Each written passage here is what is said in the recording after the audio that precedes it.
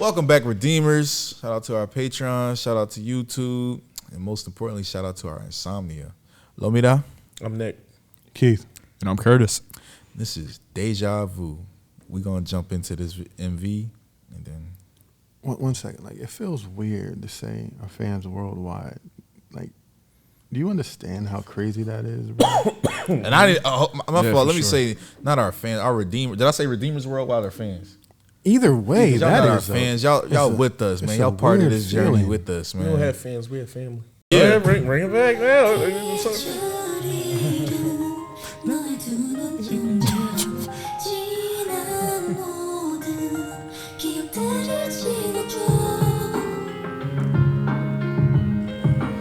This on my K-pop playlist. God.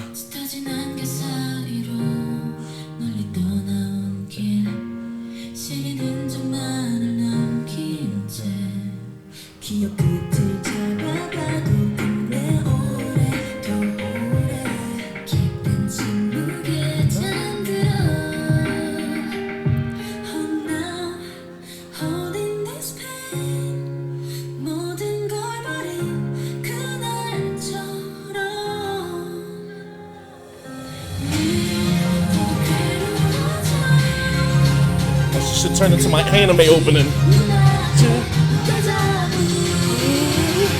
Deja vu. Like, Oh my god. Deja vu. Deja vu. That should turn into.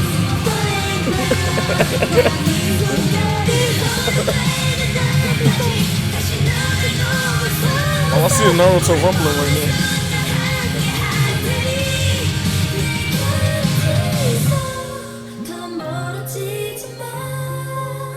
Come on, Dami.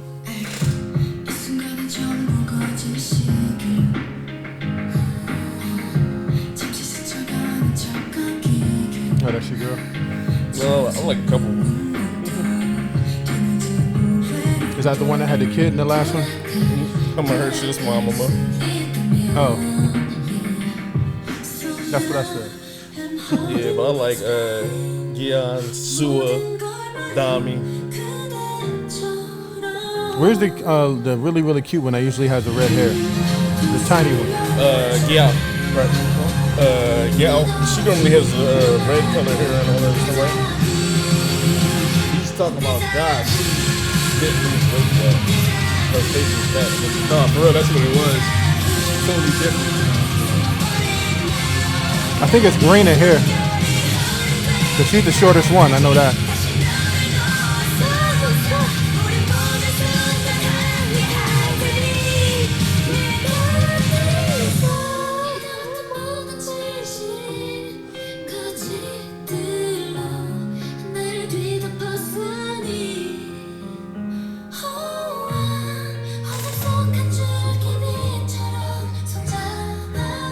Her.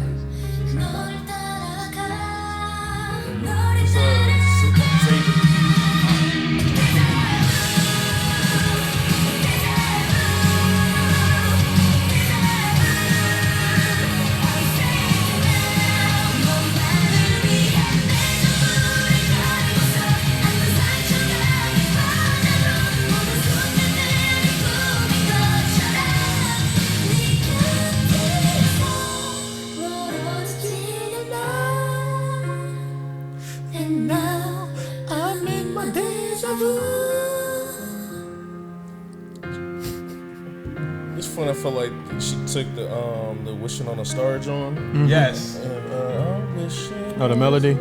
Yeah. Then it was like, let's just throw the anime course in here after this. Oh my God. I think that shit got to her. So, getting back to the girls, what's crazy with them That's is very that Final Fantasy. like, so some of these K-pop with a girl group, sometimes the beat, you talked about in like the last video, talking about they overproduced. With Dreamcatcher and a few other like, you know, girl groups, I love the fact when they kind of can just like cut some of the production and just let the voices shine, and then know when to insert those beats back, know when to stop the drums, know when to let hi-hats kick in, know when to throw a synth back in, know when to layer the production like, you know, to suit the group. So somebody made a comment and said that like some of the groups that we discuss, as far as like, I'm not even gonna name names, but basically some of the groups that we like consider top tier, they said people don't consider them vocal talents over there. And I essentially just told Shorty, like, I don't give a fuck. Like, whatever hit for us is going to, like, kind of slap for us. But it feels, all I have to say, it feels good when they can just, like, cut shit off and just kind of let shit rip. We just did another girl group and we was fanboying over them. Everglow was the only other group. I mean, Everglow. Dreamcatcher is really like the only other group that I kind of be on the type time where it's like from the first to the last girl, every single one of them is a visual, like, and just like stand out in a room if they were standing in there. They knew the assignment. The Lays, oh my God, look, I feel like they should have been on cobwebs. They're like angels. That's crazy as shit. I didn't even think about that. Just the color palettes is just with K-pop, we just never like gonna run out of colors. Kurt is probably gonna allude to like some of the lyrics and some of like the metaphors and stuff that probably was going on in there, so I'll let him touch off on all that stuff. And Keith will probably get more into like the beat production and other stuff, so I'll let you get all that off. But cinematically, this shit was God's tier. Look at this shit. This shit, I feel like fucking Her, whoever that is. That's you. That's you. With the blonde? Yeah. That's GU. She's been wrecking me lately. Crazy, bro. I think from the first one that we did with her, I was like, yeah, that's she's the leader. She's the oldest in the group. She's been wrecking me these past few weeks, bro. She looked like the youngest though. That's Big Mama. That's Big Sis. Yeah, they said we did that with Mama too. We keep calling babies old heads and old heads babies. But yeah, y'all can go off and get y'all clip, man. It's just it's too many. I'm gonna run out of compliments just talking about them. I love their sound. They're the most unique K-pop girl group to me. I don't want them to change their sound up, regardless of how some people feel or what other people think and stuff like that. I think they need to stay individualized. Yeah, and stay in this realm, because they also have shit where they like jump out of the realm. So like, you know, they can fuck up whatever. They have R&B songs. They got the K ballads. Yeah, they have ballads. They have like the neo soul type. They frequent anywhere they want to. But I love this sound, and I think they should always come home to the sound. But Keith and Kurt, one of y'all can go off. Basically, I mean, this is the group that's really stood out to me the most. Just conceptually, like, I just think their themes are just so much deeper than just music and, you know, even hope to cover. Like, so that conceptually, like, I've always been in on everything that they've touched on. Their vocals are amazing. They're beautiful. The videos are always shot like cinematic masterclasses, and it's no different here. But it's obviously, I don't want to, you know, make it seem like I'm, you know, downplaying the video, because it's amazing. The thing that stood out to me the most in the video, at least, was the whole time, like when the video starts, it has the darkness consume the person in like and it's kind of like oversaturated with like the light and everything like that, and then you get into more like the nightmarish kind of fantasy-esque sequences and everything, and which are always amazing to me to see. And you have like the sword pointed, like you had the sword pointed at someone, and the camera literally jumps like the 180 on the other side when you see the other perspective of it. Like, rather than that person being like shrouded in the darkness, like this villainous figure or whatever, then you actually see that person's identity through. So I just thought playing on the nightmarish themes, that was really impressive, because it kind of gives literal identity to that darkness. And that's just like a realm they operate so well within. The way it was shot, I mean, it was just, like I said, a visual masterclass, really. They kind of gave like Last Supper vibes, the duality, mirror shots, dolly zoom hallway shots as like the walls literally close in on them and like make the character feel smaller in that setting and everything like that. So, I mean, I can probably talk about this for days, honestly, but I'm curious what you guys got. Video is very layered. Not even just the song, but the video itself, because it seems like things like it's flipping, like the time is shifting. At different points, you'll see different people in positions of power or positions of control, and then they'll swap them out for somebody else. And it's kind of like, well, is this just happening to everyone one at a time until there's nobody left? And it also, like when she sat down in the very beginning in the throne, that's when you seen like the darkness kind of consume her. So it was like the power is corrupting her, and then somebody's trying to, you know, kill her to remove that darkness from the throne, and then they become consumed themselves.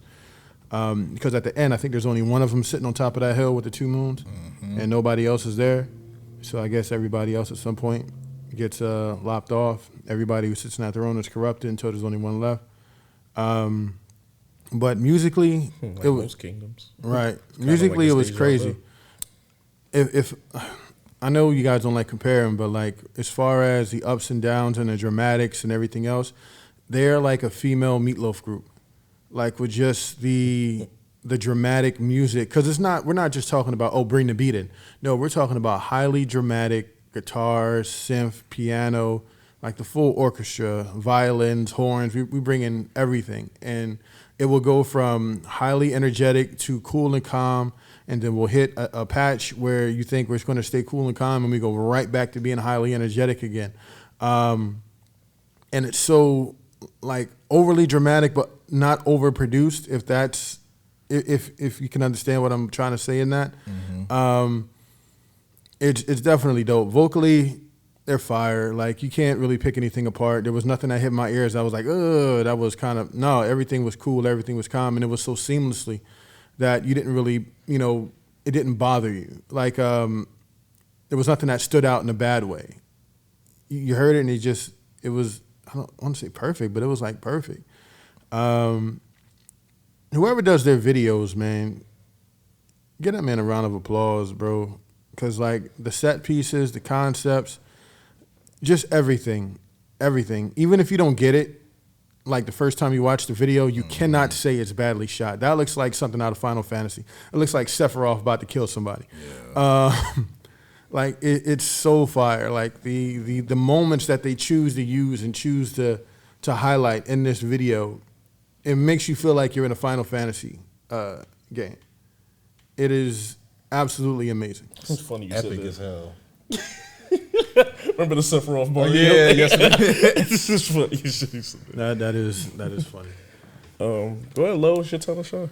Oh man. Well, first off, Kurt and Keith, y'all both are right in like the analysis that you said with the video. It actually took me. I watch this video like every damn day. I'm not gonna lie. Since I've been like into the group, I've been kind of watching their videos and songs every day. But to touch on the song first, because I'm the music guy. When I first heard this shit, like just from the first note and Shion, because that's who like let it up. Like I didn't know what it meant, but I knew it was some. You know what I'm saying? You know how you don't know what it means, Like but that's a bar. yeah, like you know how you know that is something. Whatever he's saying, you feel that shit. Like but James Brown. yeah, Sometimes poetry seems like it can transcend language It barriers, transcend- and you just you know. No, that's a bar. That's a bar, bro. Nick from half. He said, "Look, he threw me the oop." Oh shit.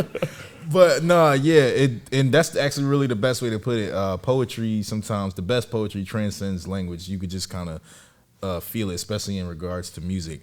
So as soon as I heard that, I was like, oh no, this is one of them ones. And then like you said, the beat, it's not overlaid with anything. It's piano, some simple but effective drums, a guitar, you know what I'm saying? And that's pretty much it. Maybe a little synth here and there or whatever like that, but nothing crazy. This is actually like straight up musicianship. So that's dope. Then the way the girls are singing, everybody gets to sing and gets their moment to shine. They has a part. It's not one part of this song I don't, you know what I'm saying, sing. But of course, I would be remiss if I didn't bring up like Handong. She got the most. A lot of people, from what I've seen, a lot of insomnia, I've been seeing like chats and stuff like that. They said that now I'm holding this pain. That's the it of the song. That's the part of the song that really holds anybody. It's like that's Dreamcatcher's most iconic line. Now, obviously, I think Ada is this, but this is number 2 for me. But I would say they gave her like the most iconic line kind of in their discography, this song was a major comeback for them because their first 2 albums, like they have songs and it's stuff, but it just wasn't clicking. This was the song that really put them on the map per se and put them in the trajectory to where they are now. And this was nominated for an award for best song, if I'm not mistaken. It was nominated for best song, but then some group that nobody knows, these seven boys, you know what I'm saying? They gotta stop inviting them niggas to things.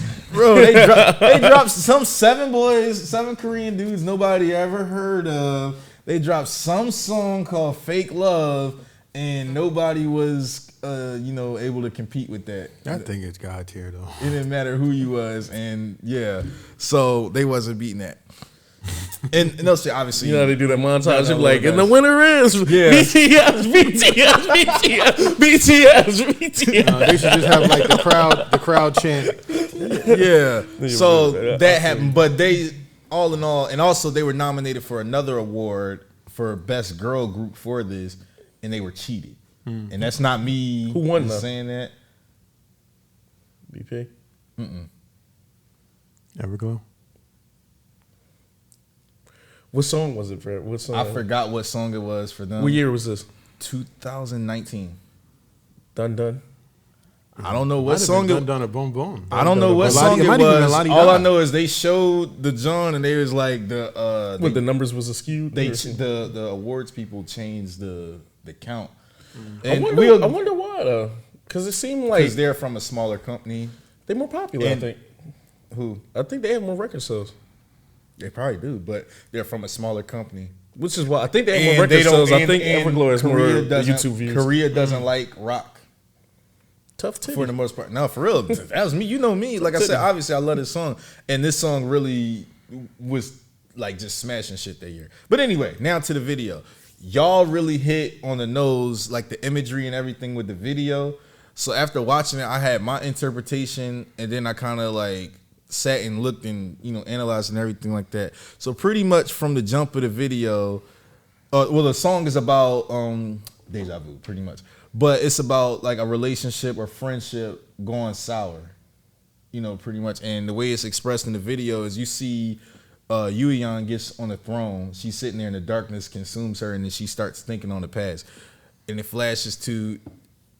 Well, now they just changed places because the song's about to go. But originally, GU is holding the sword at her because she wants to take her place on the throne. Because she got on the throne and she was being corrupt like most rulers do. And so then they flash to the good times where they're at the Last Supper part or whatever like that. One of you will betray me. Yeah. And that's literally what Brutus. it is. They have the memories. Is it me, Jesus? And then it goes away from all 7 of them to just Yuyeon and GU facing each other as opposite ends of the table. Like, shit went bad. From now on, it's me against you, kind of like that. So then, boom, you see the funeral. You see her covered in the coffin or whatever like that. And they're all coming there and saying their piece and everything. The blue flowers. Yep, because blue is memories. Blue, the color blue represents memories. Blue's also sadness and depression in other regards too.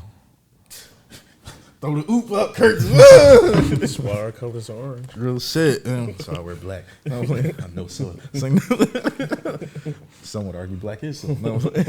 But So and then just the fast forward, because if you want to see like the full answer, you can watch the fucking video. But so. So they go through the problems or whatever like that, and then it switches. GU spares her instead of killing her or whatever like this. She's like, you know what, whatever, and I'm just gonna leave. She drops the sword. Yuyeon not about that. She said, fuck that. She picks the sword up and kills her. That's how we get GU in the coffin and then on the table where she's laid out and everything like that. And then you see at the end of the video, Yuyeon is queen, but she queen of the ashes, because that's where you get the shot of the sun and the moon. Everything look like hell pretty much, because you got power and everything like that. You became queen, but what did you lose? What did you do to get it, or how did you get it? And that's literally kind of like the point of the song. Well, Gain the point of the kingdom, video. but to lose your soul. Yeah, With and great that's power comes great responsibility. No, bro, come on. I watch movies too, guys. You can start throwing random references. Like, oh, you got Spider-Man too, huh, bro? They wrote to me. Hit him with that Cam Newton. Oh, you watch film too, huh? Watch this. Well, that's But dope, nah, bro. yeah. So this, like I got said, that one. this song and this video, they both is just immaculate. I love it. Like I said, of course, every girl they got a good part off. You know what I'm saying? Their line distribution, I think that's another reason I like them. It's not one member I could be like, well, I don't really hear shit from her. The only time it was something like that was Han Dong, but that was because of the pandemic and she was in China and she couldn't perform. She got stuck over there because she went to go participate in a idol show, to be honest. But yeah, then pandemic. She's actually from Wuhan, where this shit came from. So like it was just bad. But yeah, the other thing I told Nick already, if you notice, this is actually their lone video. They don't do any heavy choreography like throughout the whole thing. This is one of their main storied videos. They have a dance video that's choreography is crazy, but we'll say that for another time because I know we probably hit like 30 or on the road to 30. So Nick's got to edit. But yeah, man, I love it. I like that you guys loved it. Like I said, dope vid. This is the song that made me an Insomnia, and yeah, one of the most beautiful songs I've ever heard in my life. I respect it. Y'all good? I could say a lot. Kurt about to go home and rethink life.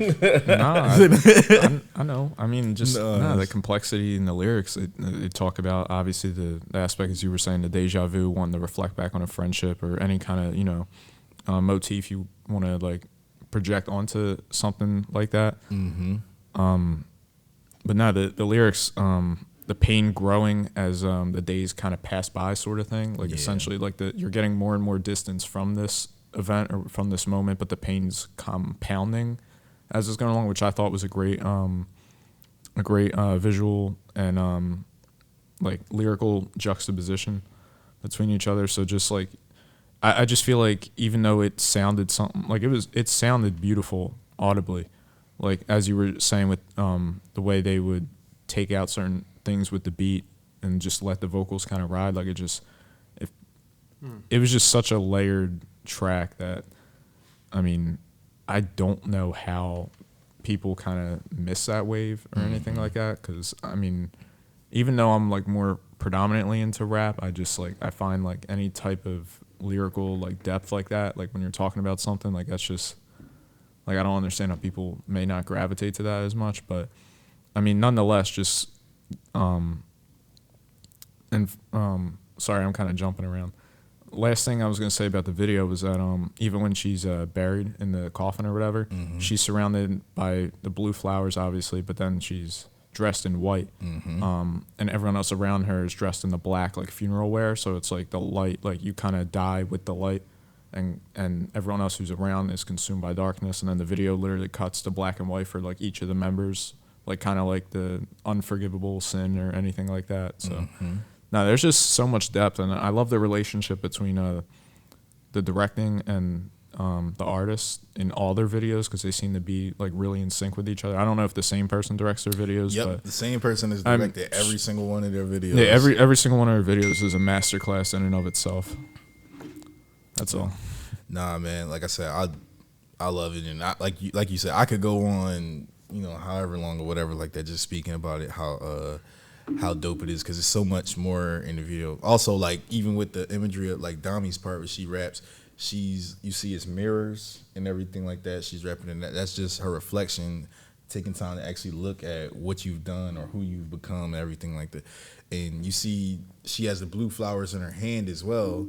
And they have red flowers, but it's only printed on her dress. Yeah. And so she's wearing, everything like that. The memories she carries the memories, but what she's wearing is the darkness, and you know what red and black and everything like that, what that represents. So like I said, they really went out of their way. Yeah, amazing attention to detail all around. I'd even go a little bit further than that. So when she turns her back on her and she gets stabbed in the back, the moment she gets stabbed, you see her throwing the blue roses, like you're throwing the memories away. And then the next shot is the room with all the blue drapes being lit on fire. And by like that context too, she's literally down. Exactly. Like you're throwing it all away. You're throwing everything we had away for whatever your...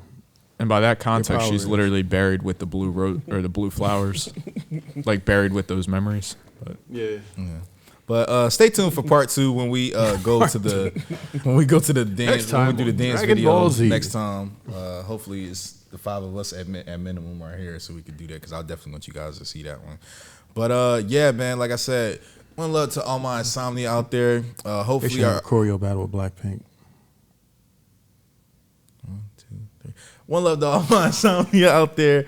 Our girls are nominated again. Hopefully we get our first award. And I'm saying we, yes, because I'm all in. Hopefully we get our first award sometime soon, no matter the category. I'm still gonna be rocking for them, win or lose. So, love y'all, insomnia. Love y'all. Take care. Yes, what they said.